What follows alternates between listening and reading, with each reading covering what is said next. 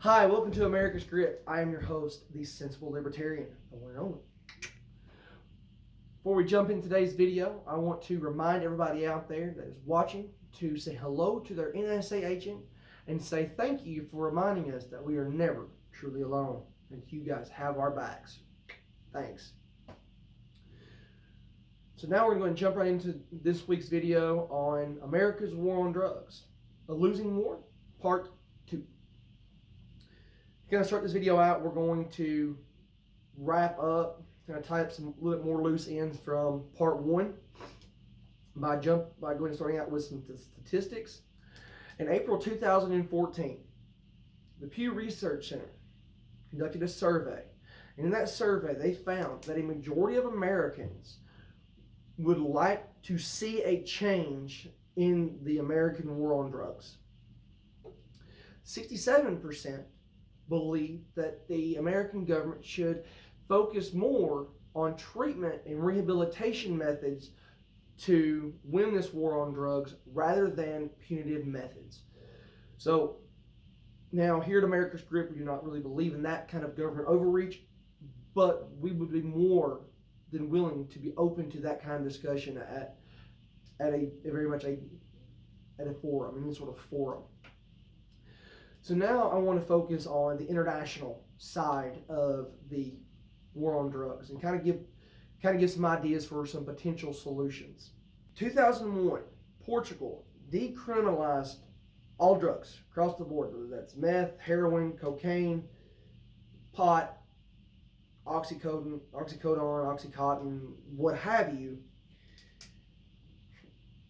And when they did that, they found that they actually saw a decrease in drug addiction, overdoses, and drug-related HIV transmitted cases, pardon me. And they have actually seen a dramatic decrease in drug usage across the board.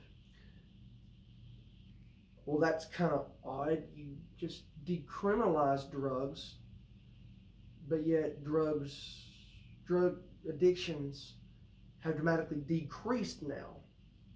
Well, that doesn't make any sense. Oh, now people aren't dying from overdoses? It's crazy. Well, before you start saying, well, Mr. Libertarian, that's only one country. What about that doesn't speak for the rest of the world. Au contraire. Do I have other examples for you? Of course I do. That just like your favorite sensible libertarian always does have. Next example that I'm going to jump right into. Since Mexico legalized marijuana across the nation, it has seen a decrease in violence related to drug cartels. That's pretty freaking crazy. I mean, I think it could be everybody's too busy smoking pot and eating cookies to even worry about fighting.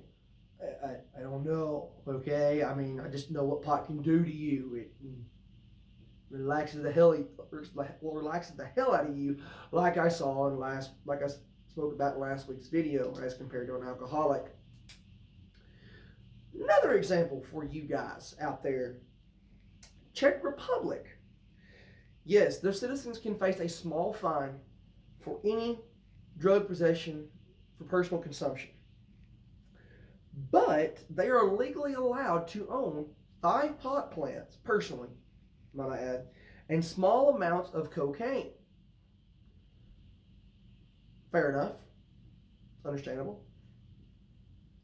Switzerland has done similar things. In fact, they have created drug or safe zones for addicts to safely inject themselves. The doctor on call. They have seen a dramatic decrease in drug addiction. Obviously, a dramatic decrease in incarceration levels due to drug-related offenses.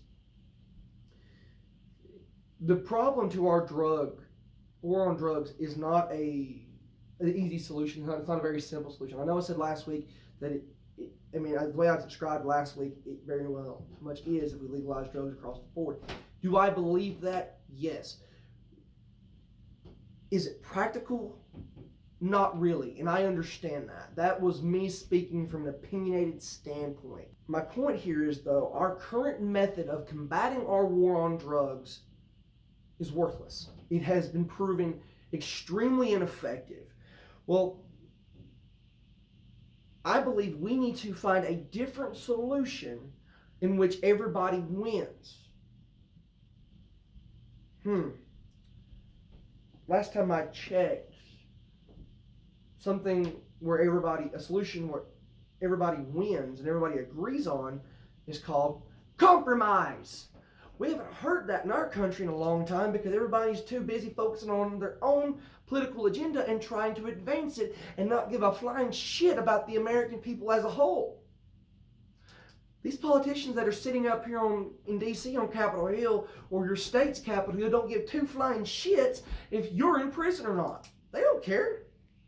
They sure as hell don't care if you got arrested and sent to prison for a nonviolent drug offense.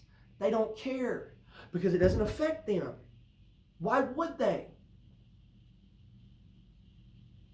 There are days when we have situations like this that I wish more Americans knew their history, especially when it comes to compromise, like the great Henry Clay, aka the Great Compromiser. I'm not going to get into him in today's video, but I do encourage anybody out there that's watching to go look up Henry Clay and read about why he was known as the Great Compromiser. So that's what we need to focus on. Stop trying to say, this is right, this is wrong. We're all right, and at the same time, we're all wrong. Let's find the best solution as a whole so that we all win. It's not just about you. It's not just about her. It's not just about him. It's not about that. It's not about this. It is about we as a nation coming together to win. Let's win as a country. Let's stop saying, well, they believe this, and because they believe this, I cannot talk to them. Guys, at the end of the day, we're all people. We're all Americans. It has nothing to do with what you believe on other issues. And that means that we can't win as a country as a whole. I'm not saying that my solutions will be easy. I'm not saying that they'll be right. What I am saying, let's think about it. Let's come together as a nation to solve our nation's problems that in one way or another have affected us or is affecting us or will affect us all before it's all said and done. So with that being said, I'm going to end this series off with thank you for watching this episode of America's Grip. I'm going to remind everybody of our call to action here. Go out and get yourselves informed. Read every single thing you can and remind you once more that what the government hates most is an informed citizen. Please remember to like, subscribe, and comment and tell us what you think. What is the proposed solution that you have to the America's war on drugs? Do you have a better idea? Do you agree with me? Do you disagree with me? Shout in the comments. I love to get different ideas. I'm not shut off from different opinions or even opposing views or anything like that. I want to have a conversation. That's the reason why I am the sensible libertarian, because not a lot of people have heard of the Libertarian Party. I'm trying to bring it to the forefront, back to the American dinner table, among other issues, so we can talk about it instead of running away from them. God bless you guys. God bless your families. Most importantly, God bless the United States of America. I love you guys, and there's not a dang thing y'all can do about it. I'll see you guys next week here on America's Grip. Thank you. See you guys.